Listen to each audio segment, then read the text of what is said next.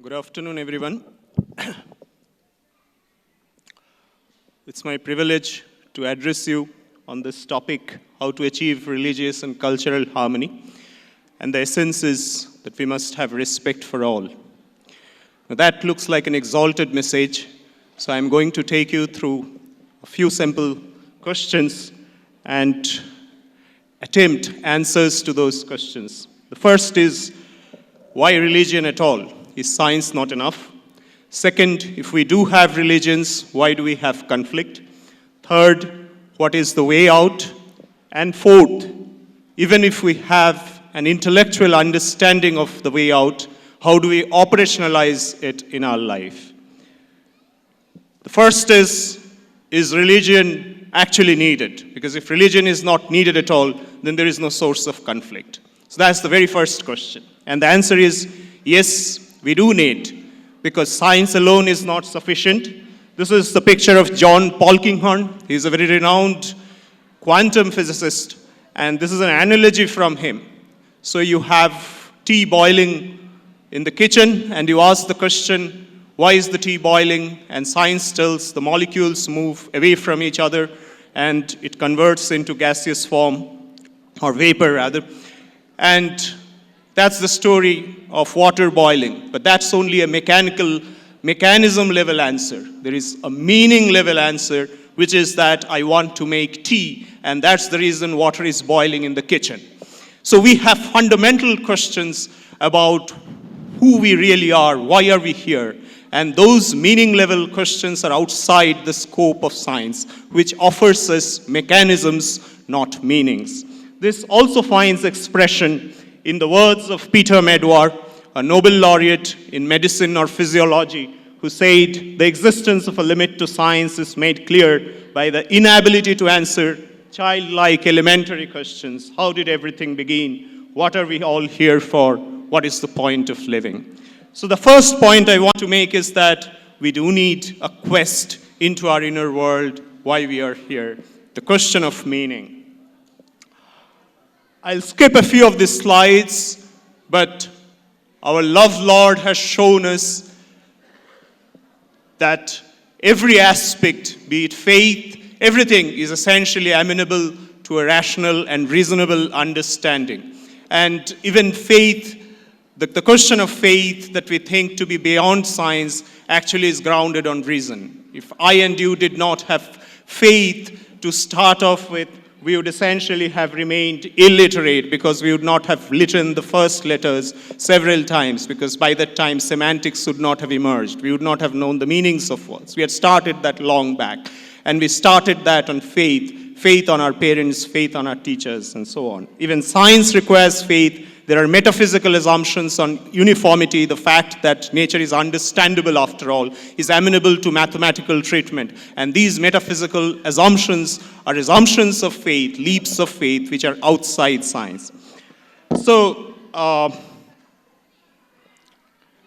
not deliberate on that issue, because that's not the focus of today's talk. The first issue is why conflict. The main conflict happens between different religions, different sects, primarily because of limits of language. And that's the first thesis, the first premise that I begin with. If you want to take the sweetmeat that you have on the left, the rasgulla, and if you want to describe it in language, you can't. You will always fall short. You will have to feed someone with a rasgulla. And that's the limits of language in informal terms. Here is a very renowned linguist, perhaps arguably the most influential philosopher of language in the last century, Ludwig Wittgenstein, who provided a formal argument as to why these limits of language exist, and these exist in parallel with other formal proofs of limits of logic and so on. But that's again outside the scope of present discussion. If you're interested, I can deliberate on that offline. So there are limits of language. The idea is all of these are essentially pointing to truth, but we are often concerned about the characteristics of the finger, but not what the finger is pointing to. They are all pointing to the same underlying truth, the moon, but we are too much concerned, too much obsessed with the individual specific aspects of the fingers that are pointing and not what they're pointing to. As a more compelling example, perhaps, we have this Titanic, a movie, and there are two young children, maybe 4-year-old, who are fighting on whether Titanic is romantic or tragic. None of them have experience of either tragedy or romance. They have only heard their parents say it's tragic or romantic, and that's the basis of their argument. As they grow up, they understand it can be both romantic as well as tragic. So in the spiritual world, when we start off, we only rely on linguistic symbols, on rituals, and our interpretations of this as we grow in the spiritual experience and we proceed towards the realms of experience, we find the unifying ground. And there, all the conflicts essentially vanish. So we'll have to wait for that world of experience essentially to dominate over the world of language.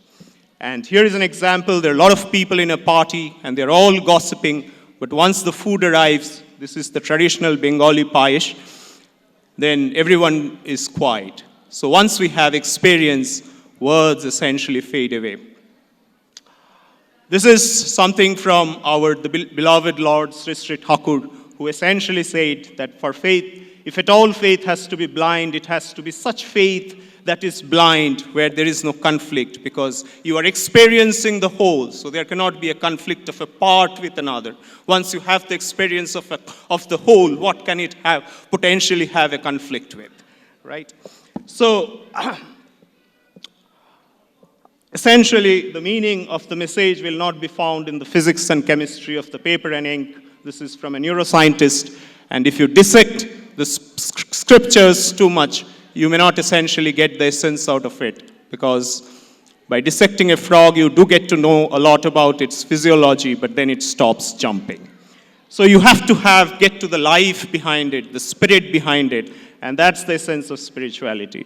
In the words of my master, the degeneration of humanity began at the moment when the unseen God was made infinite, and ignoring the seers, the worship of their sayings began. So this is the point. And O mankind, if you desire to invoke your good, forget sectarian conflict, be regardful to all the past prophets. I stand here feeling extremely privileged to have Sri Sri Thakur as my guru, because I don't belong to any sect. I do not belong to any narrow dogmatic group. I belong to the most universal scheme of thought that embraces every aspect of humanity in it. Sri Sri Thakur goes to clarify that dharma and religion are not synonymous. Dharma refers to the universal laws of being and becoming, true for everyone, for every animate object, wants to live and to grow. And the process of binding oneself to one's beloved that facilitates the process of imbibing that experience within him that results in the dissolution of conflict is essentially religion. There is this universal aspect of religion which is encoded in the book, the Sutanu Chakraborti, and these are universal. And then there is the discrete aspect of religion, as Sri Sri Thakur clarifies, which are specific to time, space, individuals, and so on. The costumes we wear, the food we take, and so on, that has to be adapted. And we have to make a careful distinction between the two to avoid conflict. So there is convergence in the words of Sri Sri Thakur, not conversion from one religion to another. One can stay within the framework of one's religion and still pursue this line of convergence.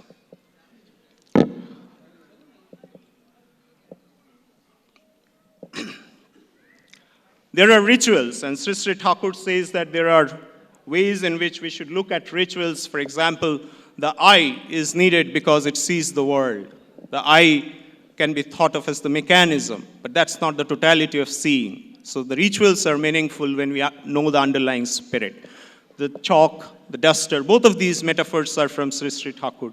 All of these are mechanisms, but that's not the essence of education. This is only a process of getting there. So you can think of a road as something that separates you from the destination, but you can also think of the road as something that leads you to the destination. There are always two different views. And when rituals are viewed appropriately, you would essentially find meaning in it. Obviously, there is a caveat in that Sri Thakur warns us that we should not be confined by any kind of prejudice, except those of the Supreme Father, all prejudices are born. So there is no extra baggage in religion, no miracles, no superstition, no God of the skies, no cheap shortcuts to hard work. Sri Thakur talks about organic togetherness, which means that in each one of us we essentially carry an element of the whole. Just like every cell of the human body has a nucleus in it, in which is ingrained the imprint of the whole, the DNA. Similarly, in each of us, there is an imprint of the whole. In that sense, we are separate. We are not quite like what a brick building appears to be, where the design of the building is with the designer outside of the system. And when we appreciate this interestedness, as Sri Thakur calls it, we find that just as every cell of the body has unique characteristics, is distinct from every other cell, but carries with it the imprint of the whole in that it has the urge of being and becoming. It has the urge of what the system as a whole has to do. Similarly, all of us carry in us the commonality. All of us are shared by the commonality that what we want to be and we want to grow. But then each individual is essentially distinct. And Sri Thakur provides us a rationale for why we should be essentially reaching out to individuals outside us. What is the rationale? Why should we do that? Why should we go beyond the narrow interests of the self? Even that question, Sri Thakur says, is not outside reason. So he gives a very compelling analogy. He says, let us say a mosquito comes and sits on your forehead. Your arm goes and drives away the mosquito. The next time, the hand does not ask the forehead, I have done this for you, what have you given me in return? It still goes on doing the job, even though apparently it has got nothing in return from the forehead. Why does it do that? The hand does that because it knows deep inside that its existence is meaningless without the forehead. Similarly, the wise man is situated in the conviction that I am deeply integrated with the rest of the world, and therefore I don't have an individual existence of my own. And when that wisdom becomes spontaneous in us, then we transcend the bounds of reason to encompass the whole. And in that context, it definitely is reasonable. But how do we take this exalted idea? Because this is still an intellectual deliberation. We have given analogies, we have given metaphors, and so on. How do we take it and operationalize in life? The answer is, again, through an analogy, which is also adapted from what Sri Thakur has said. There is a young lady who is very frustrated. She is not able to do time management. She is sleeping for 12 hours a day. She tries rigorously to stick to a routine, but she fails time and again. After a few days, she slips back to the original schedule. Now she gets married. And then there is this husband, then there is her attachment to the young one. And all of this keeps her awake throughout the night, and she is not even aware of the transition that she has made. All the problems have gone away. But this transition has come because of a love attachment. This is because primarily we think of ourselves as intellectuals, but we are driven by emotions. As Gut has said, that man is shaped, if I recall him exactly, that man is shaped and fashioned by what he loves. The higher the object of your love, the higher you become. That object of your love must expect nothing from you but the highest fulfillment of your individual instincts. And this is your love, Lord. So, to make all of this work in practice, just listening to YouTube videos, just having some self-help books, it's not going to work. One must have a love center, and that living ideal must have two important characteristics: that he must be fulfilling all the past prophets, all the past seers. There should be no conflict in him. He should be able to resolve all the past conflicts and show why all of them essentially are hinting at the same sublime experience of spirituality. This is all fulfillingness, and each individual's distinctiveness should be nurtured by him. These two are the twin hallmarks of the living ideal that one should have in life to get this done. And this is a summary slide which has a lot of different aspects to make harmony work in practice, but at the heart of it is being concentric. So I'll stop here and request for questions. I thank you for your attention.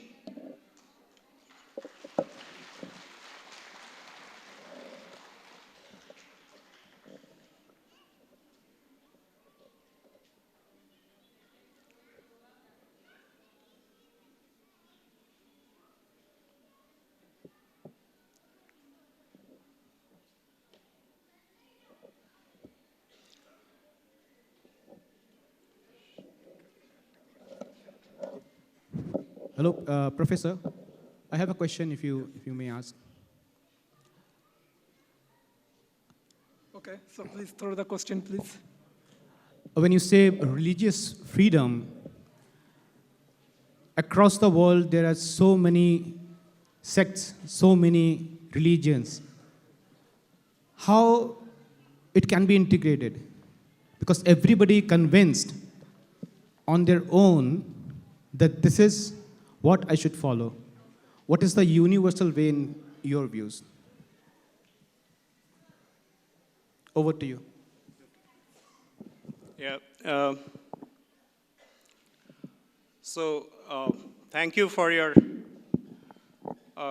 question. I guess the broader question was, how do we achieve religious harmony at a more global level? And the first and foremost thing is, I think, Sri Thakur talks about an organic growth, which means a growth that starts with the individual. So first of all, you can see in the slide somewhere down the line, somewhere down here, you would find a point, integrity within before integrity without, right? Which means that if I am not an integrated person myself, if my thoughts, words, and deeds do not integrate with each other, it's very unlikely that I can solve, because I'm not even able to solve my own problems.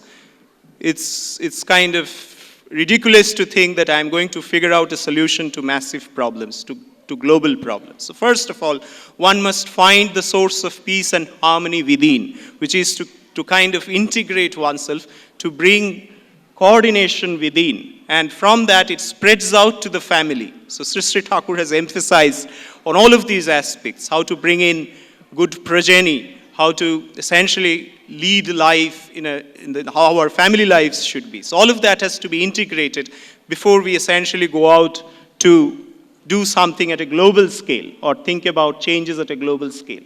Often, and when it comes to hatred, when it comes to religious detestation, that we are not able to put up with something.